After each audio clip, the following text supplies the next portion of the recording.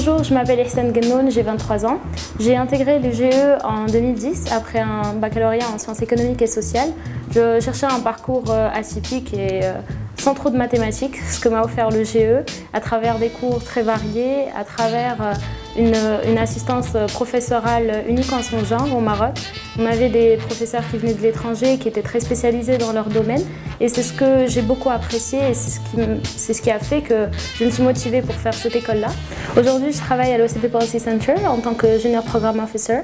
Je travaille sur le module de relations internationales qu'on est en train de monter, avec d'autres collègues évidemment, mais en parallèle, je suis amenée également à faire de la communication, l'organisation d'événements, ce qui me permet d'avoir, en tout cas de mettre toutes les compétences que j'ai acquises durant mon parcours à l'EGE et dans une université partenaire à profit de la structure. J'ai donc choisi de faire un minor en International Relations à Dublin City University pour ma 3e année. Je suis ensuite revenue au Maroc pour un peu plus me spécialiser dans le domaine des relations internationales. J'ai choisi d'intégrer le master de gouvernance des organisations pour développement international, donc ici à l'EGE que j'ai fait en première année à Rabat. Et ensuite, j'ai choisi de saisir l'opportunité de partir à l'IEP d'Aix-en-Provence pour faire un master spécialisé en relations internationales. Et c'est dans le cadre de ce master-là que j'ai eu la chance de faire un stage au German Marshall Fund à l'Office de Bruxelles, où j'ai un peu plus travaillé sur de la recherche sur l'Afrique subsaharienne.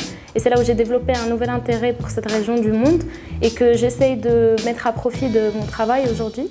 Mais j'ai également été amenée à organiser des événements, que ce soit c'est-à-dire que ce soit à Bruxelles ou à l'international. Et donc ce stage-là m'a ouvert beaucoup de portes en termes d'opportunités professionnelles. Et aujourd'hui, je vois bien les retombées à la fois de ma formation académique, mais aussi de ma formation professionnelle.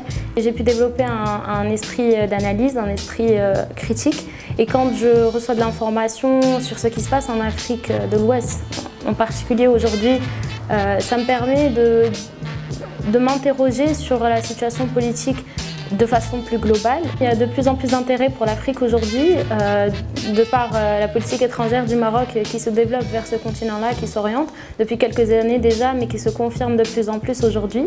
C'est un intérêt que j'ai développé véritablement durant mon stage, puisque j'étais amenée à travailler sur ces régions-là, à écrire des papiers sur ces régions-là. Et j'ai trouvé véritablement beaucoup de choses qui m'ont interpellée, qui ont fait que j'ai voulu m'intéresser à cette région-là et voir comment le Maroc pouvait profiter du développement de ces pays-là pour améliorer son développement, comment il pouvait interagir de façon économique à travers les échanges, à travers le soft power aussi. On voit que le Maroc est vraiment de plus en plus impliqué dans ces régions et on ne peut pas passer à côté sans s'y intéresser. Dans 5 ans, je me vois toujours au Maroc. En réalité, j'aime beaucoup ce pays qui est le mien et je voudrais vraiment participer à son développement d'une façon ou d'une autre. Et cela ne veut pas dire que je vais devoir rester au Maroc pendant les 5 années à venir.